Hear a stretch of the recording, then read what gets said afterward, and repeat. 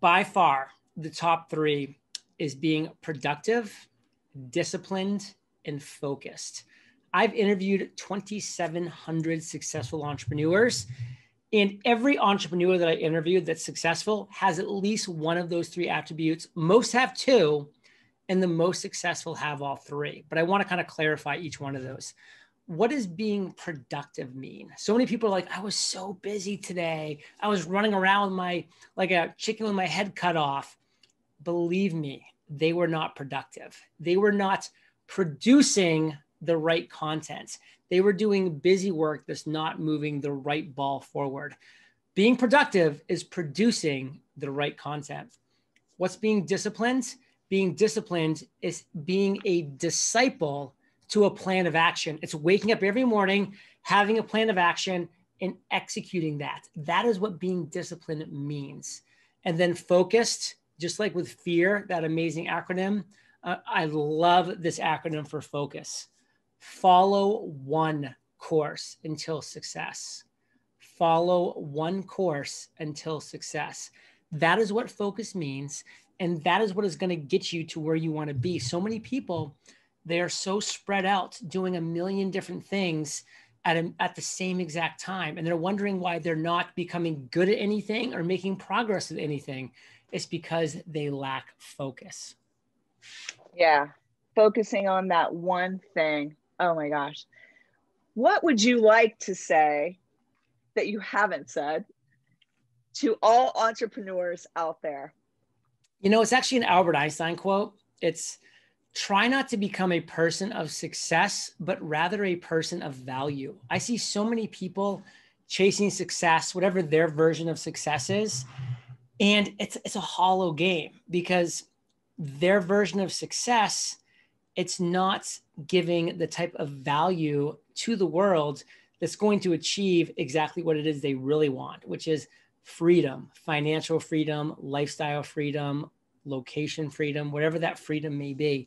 So when I stopped chasing success and instead I flipped it on its head and said, how can I become a person of value? That's when I launched a daily podcast interviewing entrepreneurs. And for every single day for 5.5 years, 2,000 episodes, I released an episode with an interview with a successful entrepreneur.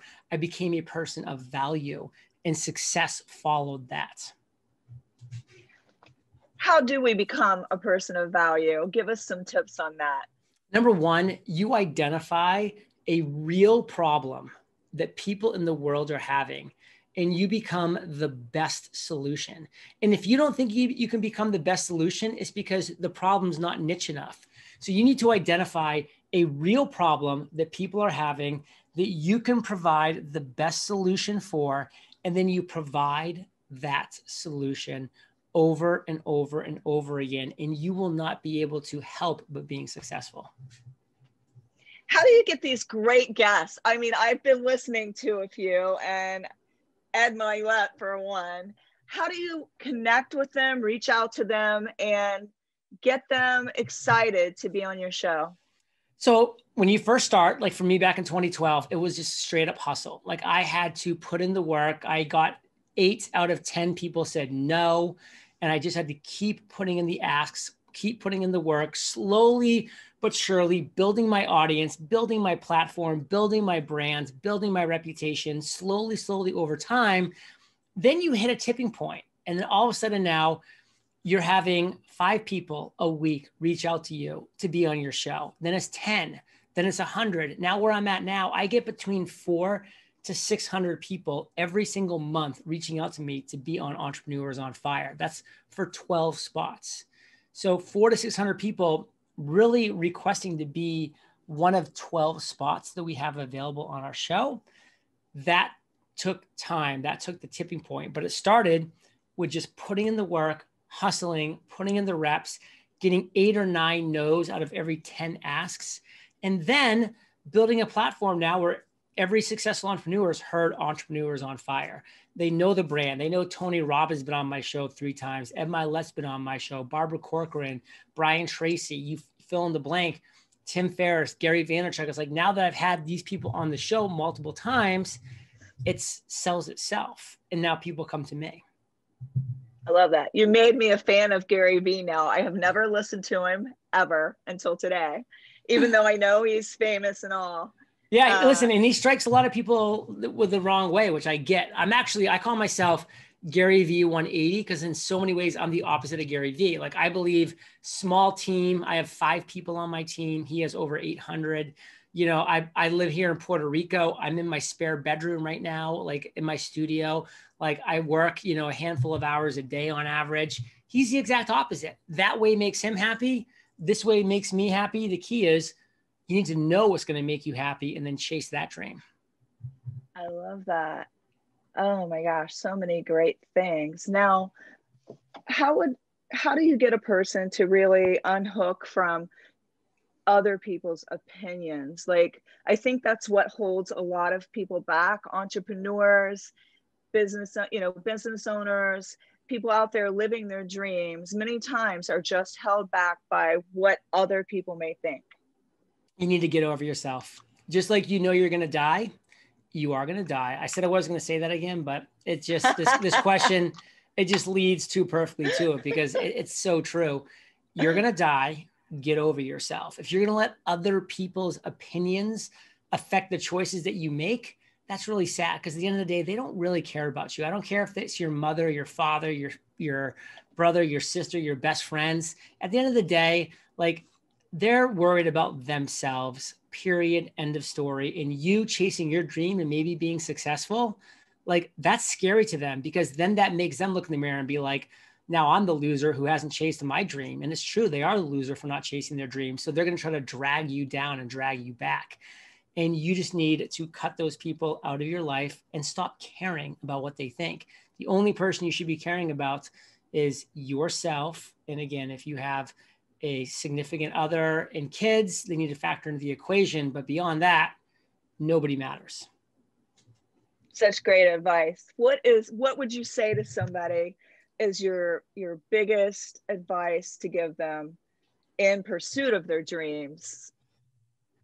So it's really going to go back to something that we've shared. Like we've really kind of built a nice theme throughout this interview is that number one, if you're going to chase your dreams and you're going to accomplish those dreams, it's going to be because you've identified a problem that you are both passionate and skilled at providing a solution for.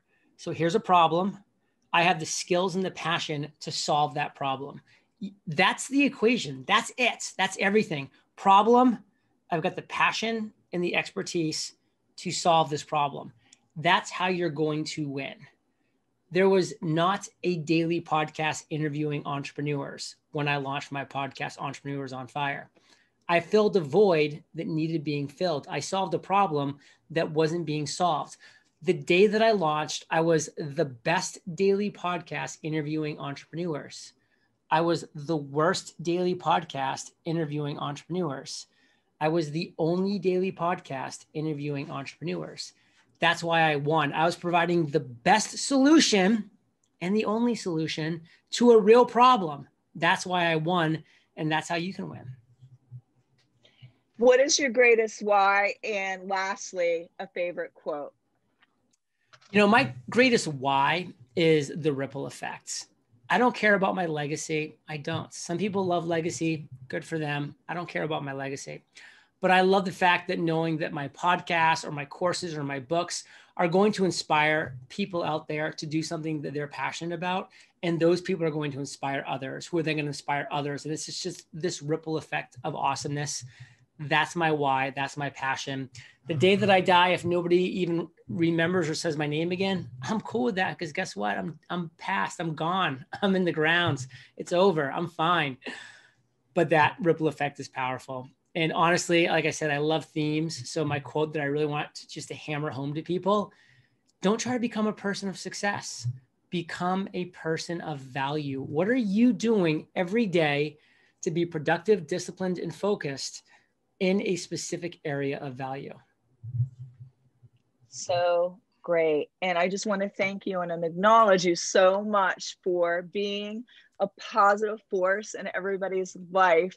And I love the title, Entrepreneurs on Fire.